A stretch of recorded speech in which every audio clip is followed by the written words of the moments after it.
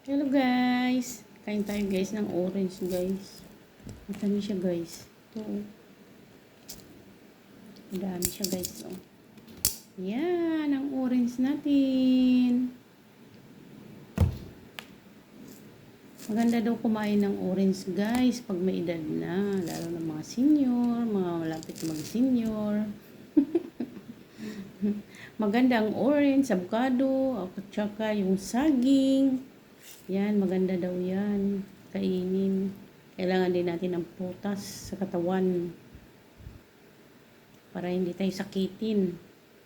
Di ba guys?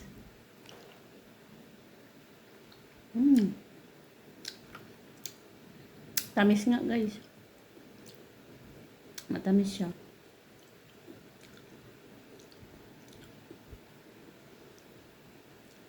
Diba? Bago tayo maghapunan, kain muna tayo ng orange.